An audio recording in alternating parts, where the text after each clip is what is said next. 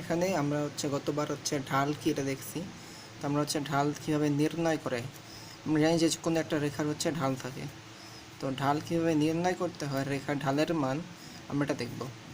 তো আমরা যেখানে গতবার যেটা দেখছি এটা ঢাল কি, যে কোনো রেখা এক্স অক্ষের ধনাত্মক দিকের সাথে যে কোনো উৎপন্ন করে তার ট্যানের মান, যেটা এরকম হয়, নিচে বাড়ায় দিলে এখানে যে থিটা উৎপন্ন করবে। যদি আমার কাছে থিটার মানটা দেয়া থাকে, তো আমি ট্যানের মধ্যে সরাসরি থিটার মানটা বসে আমি ঢাল উৎপন্ন করতে পারবো, তাই না? তো এখানে মনে করো আমার থিটার মান দেওয়া আছে তোমার 30 ডিগ্রি। আমি ট্যান 30 ডিগ্রি বসাবো, তোমার সমান কত মনে নেই, ভুলে গেছি, কিছু একটা হবে 1/√3 মেবি। তো আমরা এভাবে ঢালের মানটা, এটা ঢালের বের করার একটা নিয়ম, যে যদি এই কোণটা বা থিটা কোণটা দেয়া থাকে, তবে সরাসরি ট্যানের মধ্যে থিটার মান বসায় দিলে আমার ঢাল পেয়ে যাব। এবার যদি এই কোণটা দেয়া না থাকে, তাহলে আমি ঢাল কিভাবে নির্ণয় করব? তো ঢাল নির্ণয় এটা একভাবে করে, আরেকভাবে ঢাল নির্ণয় করা যায় কিভাবে। ধরি আমার কাছে দুইটা রেখা দেয়া আছে, আমার কাছে একটা রেখা দেয়া আছে, এই রেখাটা, এই রেখার স্টার্টিং পয়েন্ট আমি ধরি x1 y1, এন্ডিং পয়েন্ট আমি ধরি এটা x2 y2, ঠিক আছে? আমার এই রেখার ঢাল নির্ণয় করতে হবে। তুমি কিভাবে করতে পারি? এইটা নির্ণয় করার জন্য আমাকে পিথাগোরাস ইউজ করতে হবে। যেমন আমরা কি জানি, ঢাল মানে এইটা এই অক্ষের সাথে যে কোনো উৎপন্ন করে ওই কোণের ট্যানের মান। এখন আমি যদি এই অক্ষটাকে উপরে নিয়ে আসি, এটা একটা কাল্পনিক অক্ষ আঁকলাম, এটা আমি ঢাল কি ওটার মধ্যে দেখাইছিলাম, যে আমরা এখানে একটা কাল্পনিক অক্ষটা আমরা এখানে আঁকি, তাহলে এইটা আমার থিটা কোণ, তাই তো? আচ্ছা, এবার আমি এক কাজ করি, এটা এভাবে নামায় দিই, এটা এভাবে নামায় দিই। তো ঢাল মানে কি, ট্যান থিটা, ট্যান থিটা এটা মানে আমার কি, ঢাল। তো দেখো তো ট্যান থিটা সমান কি, এটা থিটা, তাই না?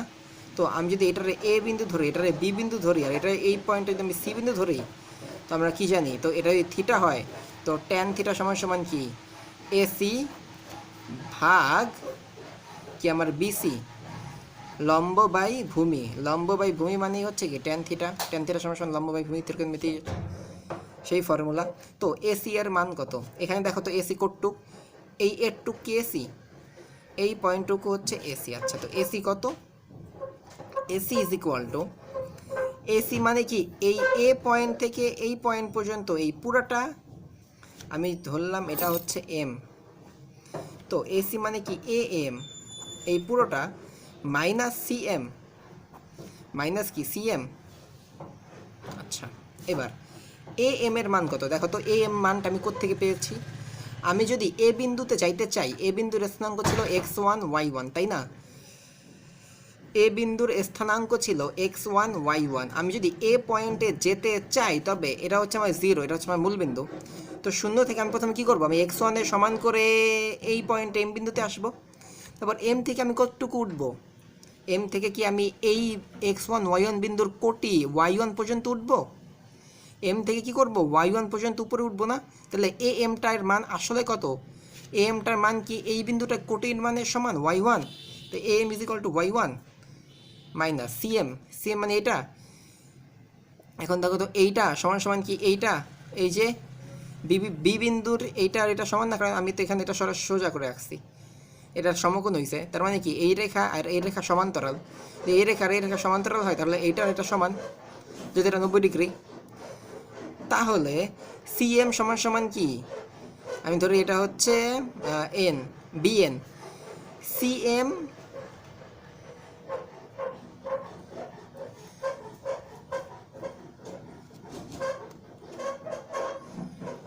সিএম ইজ ইকুয়াল টু আমার বিএন। তো বিএনটা কতটুক, আমি দেখো তো বি বিন্দুটা কি x2 y2, বি বিন্দুতে যাওয়ার জন্য আমি কি করছি, ও থেকে x2 দূরত্ব বি বিন্দুর ভুজ পর্যন্ত এখানে আসছি, তারপর এখান থেকে কতটুক গেছি উপরে, বি বিন্দুর কোটি y2 গেছি না উপরের দিকে, তাহলে আমি বি বিন্দুটা পাইছি। তার মানে এই দূরত্বটা আসলে কি বি বিন্দুর কোটি y2 এর সমান। তার মানে কি y2 তাহলে এসি মানে আমি কি পাচ্ছি y1 মাইনাস y2। এবার বিসি মানে কি, বিসিও সেম। দেখো বিসি ইজ ইকুয়াল টু কত বেরোয়, বিসি ইজ ইকুয়াল টু কি দেখো, বিসি মানে এটা, তো এটা মানে কি, এটা মানে হচ্ছে O M minus O N. BC মানে কি হতো এর টু আর এর টু কি এম এন সমান না, বিসি আর এম এন হচ্ছে সমান। বিসি ইজ ইকুয়াল টু কি M N, and mn is equal to কি om minus on, om minus on, এই পুরোটা থেকে এটা বিয়োগ। om এর মান কত, শূন্য থেকে আমি m পর্যন্ত আসার জন্য কী করছি, এই এ বিন্দুর যে ভুজ আছে x1, এ বিন্দুর ভুজ পর্যন্ত কি করছি, m পর্যন্ত আসছি, এ বিন্দুর ভুজ পর্যন্ত আসছি m বিন্দু।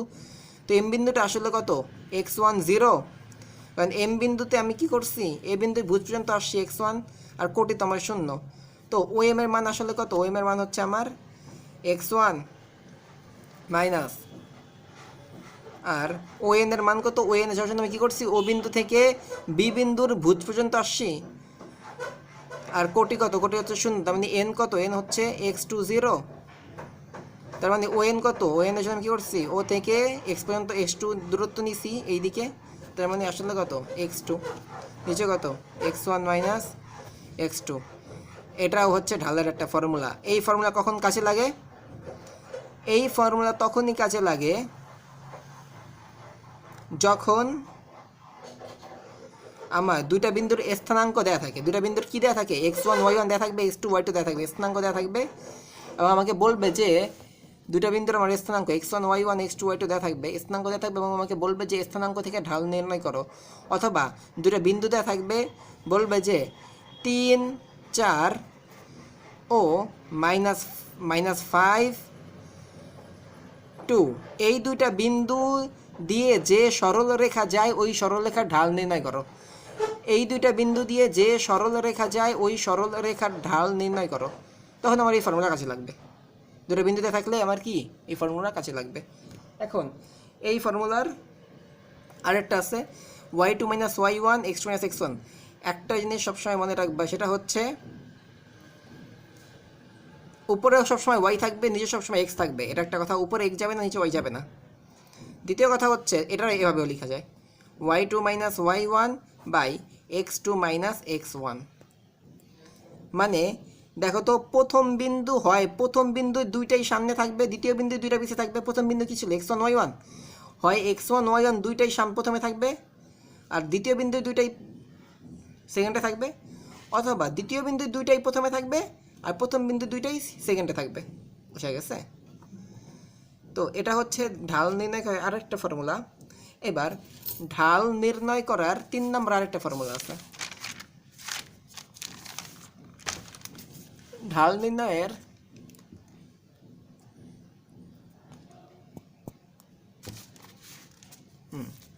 ঢাল নির্ণয়ের 3 নম্বর একটা ফর্মুলা আছে। সেই ফর্মুলা হচ্ছে কোনো একটা সরল রেখার সমীকরণ থেকে ঢাল নির্ণয়। যেমন সরল রেখার সমীকরণ কি, 3x plus 2y minus 1 is equal to 0। এই সমীকরণটা হচ্ছে একটা সরল রেখার সমীকরণ। এগুলো মেবি পরে আসবে, এখনও আসে নাই। তো এই সমীকরণটা হচ্ছে কি একটা সরল রেখার সমীকরণ। আমরা এই ধরনের সমীকরণ আমরা সমাধান করা শিখছিলাম 8 9 10-এ ছিল, 7-এও ছিল। তো এই সরলরেখা, যেহেতু এটা সরলরেখার সমীকরণ, তার মানে এই সমীকরণ দিয়ে কী হবে, আমি যদি এটাকে করি তো আমি কী পাবো, দেখো তো এটা কীভাবে সরলরেখার সমীকরণ হয়। এটা সরলরেখার সমীকরণ হয় এভাবে যে আমি যদি এখানে 2y এক সাইডে রাখি, আমার অন্য সাইডে কী হয় 1 মাইনাস 3x। এবার যদি আমি y রাখি তো কী হয় 1 মাইনাস 3x বাই 2। এবার আমরা কি করতাম মনে আছে, ক্লাস 8 9 10-এ আমরা এখানে কি করতাম, এখানে আমরা x দিতাম, এখানে আমরা y দিতাম। তারপর আমরা x এর জন্য বিভিন্ন মান বসাতাম, x এর মান 1 ধরতাম, x এর মান 2 ধরতাম, 3 ধরতাম। এই জন্য আমরা x এর মান বিভিন্ন ধরে আমরা কি করতাম, x এর মান 1 ধরলে y এর মান কত, আমরা y এর মান নির্ণয় করতাম, এখানে 1 বসাইতাম। তো 1 মাইনাস 3 মানে কত, -2/2 মানে -1। তো এভাবে করে আমরা কি করতাম, আমরা x এর বিভিন্ন মানের জন্য y এর বিভিন্ন মান নির্ণয় করতাম, এবং ওই মানগুলো আমরা যখন ছক কাগজে বসাতাম তখন আমরা এরকম বিন্দু পাইতাম, ওই বিন্দুগুলো দিয়ে আমরা সরলরেখা তৈরি করতাম। তার মানে বোঝা গেছে এটা একটা সরলরেখা সমীকরণ কীভাবে উৎপন্ন হয়। আচ্ছা, কথা হচ্ছে এই যে একটা সরলরেখা সমীকরণ, এটা যেহেতু একটা সরলরেখা, তাহলে নিশ্চয়ই এই সরলরেখাটা ঢাল আছে, এই যে ঢাল। এখন এটার ঢাল আমি দুইভাবে নির্ণয় করতে পারি। একটা হচ্ছে আমি এখান থেকে আমি এক্সের বিভিন্ন মান বের করতে পারি। আমি এখান থেকে এক্স আর ওয়াই এর মান পাবো একটা, এখান থেকে আমি আরও একটা এক্স আর ওয়াই এর মান পাবো। তো আমি দুইটা x1 y1 আর x2 y2 পাচ্ছি এই সমীকরণটা সমাধান করে। এখান থেকে আমি একটা এক্সের জন্য একটা ওয়াই পাচ্ছি, আরেকটা এক্সের জন্য একটা ওয়াই পাচ্ছি।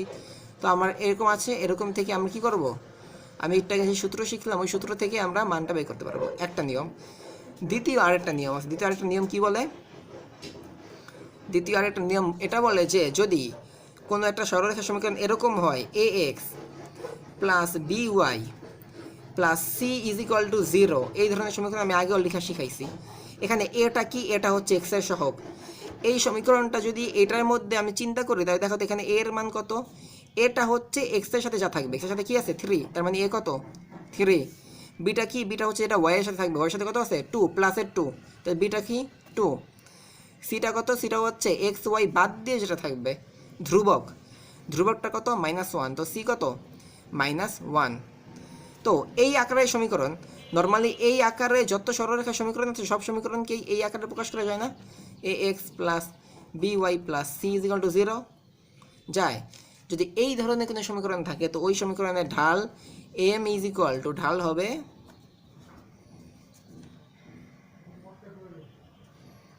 -a/b, মানে কি মাইনাস এক্স এর সহগ বাই ওয়াই এর সহগ। এটা কিভাবে আসলো পরে যখন আমরা ডিটেলস পড়বো তখন বুঝতে পারবা, তবে আসলে অ্যান্সার এইটাই। এটা সহজ ট্রিক, কোনো একটা সমীকরণ দেখে ঢাল বের করা, -a/b। বুঝা গেছে? যখন এই যে সমীকরণটা এই ধরনের থাকবে যে X plus B Y plus C আকারে প্রকাশ করা যাবে এবং এক্সের যেটা সহগ থাকবে ওটা এ, ওয়াই যেটা সহগ থাকবে ওটা বি, আর ধ্রুবক পদ যেটা থাকবে ওটা হচ্ছে সি। যখন এই ধরনের আকারে কোনো সমীকরণ প্রকাশ করা যাবে তখনই ওই সমীকরণের ঢাল হবে -a/b। মানে এই সমীকরণের ঢাল কত, এটার জন্য -3/2, এটা হচ্ছে এটা ঢাল এই সমীকরণের জন্য। আচ্ছা, ঢাল নির্ণয় আমরা এখানেই শেষ করি।